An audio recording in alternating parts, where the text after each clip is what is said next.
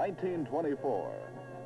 The entire nation, as well as the crowds in Boston Harbor, waited to cheer the first round-the-world flyers. The U.S. Air Service, struggling with a few men, a handful of planes, and very little money, hoped these spectacular achievements would help win public support. Even though it took 6 months for the sturdy biplanes to circle the Earth, the Air Service was making a victim of space. Traversing more than 27,000 miles, they had flown through every weather on Earth. The conquering heroes, led by Lieutenant Lowell Smith, succeeded where all others had failed and at long last returned home. These six, Harding, Nelson, L.P. Arnold, Wade, Ogden, and Smith, together had reduced the size of the Earth under the leadership of Mitchell and General Patrick, new Chief of the Air Service. At the same time, we developed the Barling bomber. For crew, we had pilots Lieutenants Harris and Muir Fairchild, the designer Barling and engineer Culver. They climbed through the hatch of the monster, which had been shipped to Wright Field in sections. These men were taking a big step toward realizing Billy Mitchell's strategic bombing theories. From his open cockpit, the commander surveyed the man-of-war and ordered his crew chief to start the 6 Liberty engines. 4 of these were tractors, while 2 worked as pushers. With everything checked, the pilot gave the signal to taxi toward the takeoff point on the grassy runway. The Barling had 3 wings, which spanned 120 feet, and it stood 27 feet high, dwarfing all Air Service planes of the time. Meet the Super Dreadnought, biggest attempt at a long-range load-carrying heavy bomber. In fact, this was the largest ever built in the United States up to then. During construction, it raised many eyebrows because the plane cost somewhere near $500,000. A very high cost for a new airplane idea when the total Air Service budget was so small. The experimental triplane clumsily started its takeoff for the first time in 1923. 32,000 pounds traveling along at the incredible speed of 61 miles an hour. When it couldn't climb over the Appalachian Mountains, the Barling was grounded and was used to solve engineering problems. It certainly influenced development of the B-17. The next year, President Coolidge looked for the Pan American Goodwill Flyers to land at Bowling Field, Washington. After they had flown 22,000 miles and had visited 25 sister republics, Major Herbert Dargue and his crew were welcomed back to the U.S. The President awarded each flyer a Distinguished Service Cross certificate in a ceremony attended by the Cabinet. The new Air Corps chief congratulated the flyers, including future Air Force generals, Lieutenant Ennis Whitehead and Captain Ira Aker. Thus, the Air Corps had demonstrated its diplomatic value to the nation. Also in 1926, Frederick Patterson, head of a group of Ohio businessmen, broke ground for Wright Field. 2 years later, Orville Wright raised the flag for our dedication ceremony in a distinguished company of many notables and aviation names. Together, they hallowed the ground for the Air Corps Materiel Division, which was going to build the greatest flying field in the world, near Dayton, home of aviation. America couldn't have had better representation than Orville Wright, Secretary of War Davis, Judge Kennesaw Landis, Assistant Secretary Truby Davison, Air Corps Chief General Patrick, and many others. From the steps of the new headquarters, they witnessed the gun salute. Squadrons of the latest planes passed in review and hailed Wright Field.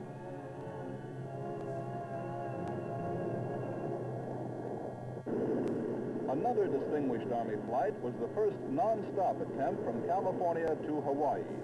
Ground crews carefully prepared the huge tri-motor Air Corps monoplane called the Bird of Paradise. She was going to fly an untried course mapped out by Lieutenants Maitland and Hagenberger. Oakland airport crowds applauded the two Army flyers as they gunned their engines and started off down the long runway. Hundreds of gallons of gas made a heavy and dangerous load. Finally, the Bird of Paradise lifted itself off the earth and headed for 2,400 miles of nothing but ocean. Navigation was the chief problem.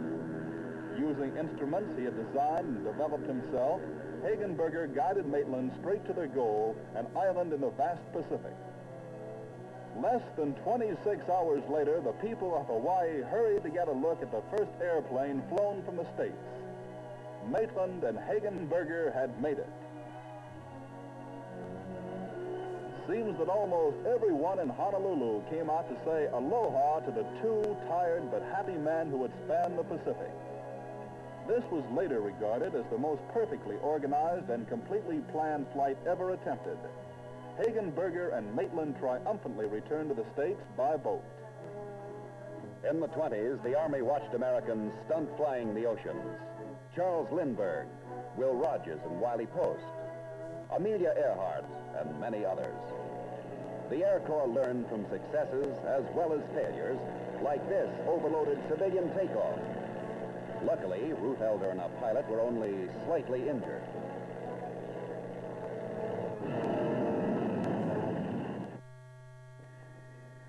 In the search for greater range, very important to air defense, we sent up the famous question mark to try mid-air refueling, another in the Army's never-ending chain of experiments. The idea was as simple as tapping a beer barrel at 70 miles an hour. First, the tanker plane let down a gas line. After a crewman aboard the question mark caught the hose, contact was made. This was done 43 different times in order to transfer 40 tons of gas, oil, food, batteries, and supplies. 9 of these delicate contacts were made at night. In all, 5,660 gallons of gasoline and 245 gallons of oil were transferred by this air-to-air refueling method. After completing a transfer, the question mark threw off the gas line, which was then pulled back into the tanker plane. The experiment continued successfully for nearly a week, breaking every endurance record known. When the question mark finally came down, it proved that a plane could fly 11,000 miles without stopping, and that U.S. Air Corps flight training was the best. Major Carl Spaatz and his crew, including 2 other future Air Force generals, were the champion endurance flyers of their time. This was the beginning of the idea that the Air Corps could deliver a payload anywhere on Earth. Even in 1929, the United States Air Arm had shown that strategic operations could be extended to cover half the globe. The question mark's engine showed only trivial wear. If it hadn't been for a plugged grease outlet, who knows how many more days they could have stayed aloft. The rugged 5-man team was made up of Staff Sergeant Huey, Lieutenant Pete Quesada, Lieutenant Harry Halverson, Captain Ira Aker, and Major Carl Spaatz. With questions answered, the question mark returned to its hangar. Lieutenant Colonel Ralph Royce, during the severe winter of 1930, led the first pursuit group flying Curtiss Hawks through 3 weeks of exercises in sub-zero temperatures. This was a large-scale operation. For many years, the Air Corps was seriously engaged in cold weather tests for its men and machines. Their concern was with the icebound approaches to the American continent.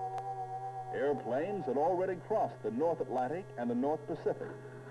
Eventually, why couldn't enemy aircraft follow the icy meridian straight over the top of the Earth? Just before one mission, a blizzard hit, freezing up the engines. The men found the crankcase oil became a solid mass. Maneuvers such as these demonstrated the vital need for a cold weather testing program. Skis were welded to the ice. Nevertheless, the crews persisted and they got the planes ready to fly. Under the most difficult field conditions and working in frigid temperatures without de-icers, without electrically heated suits, and in open cockpits, the Army Air Corps trained to defend America.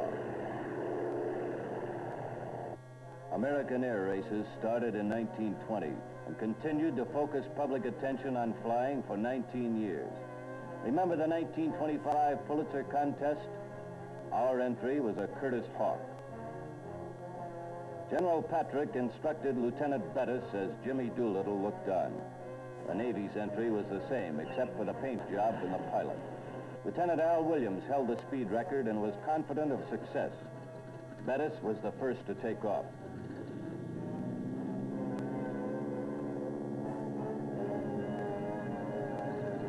On another section of the field, the ground crew straightened the Navy plane and Williams sped away. There goes the Army. It was a spectacular show around a closed course as Bettis picked up speed.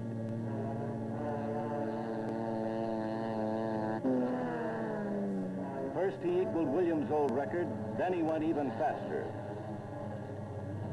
Williams dished out tough competition. Even before Bettis came in for his landing, everyone knew that the Army had won. The new speed king of the year was Cyrus Bettis, who averaged 249 miles an hour. The Navy entry averaged 242 miles an hour and was given second honors. 2 weeks later, in the Schneider International Seaplane Race at Baltimore, Army was represented by Lieutenant Jimmy Doolittle. The Navy was in this one too. They both flew Hawks fitted with floats. Britain entered a Napier. Italy, a Machi. The float planes took to the sea. Doolittle was the first to respond to the signal. In the face of top-notch competition, Army was the first to cross the finish line, a 232-mile-an-hour winner. Cleveland air race crowds loved the Army maneuvers. The 1st Pursuit Group and the 17th Attack Group in spectacular operations.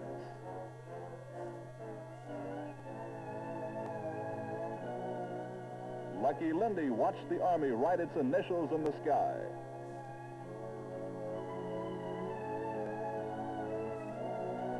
During the 20s, the Air Corps proved the airplane was more than a weapon. Although Army flyers had cut time and distance by flying higher, longer, and faster, this period was a constant struggle for recognition. These flights made Americans think about air power.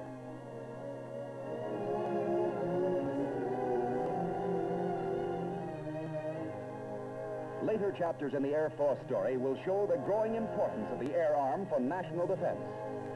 The uniting of the new power with America's great industrial capacity made it possible to prepare for the future and to speed the growth of the United States Air Force.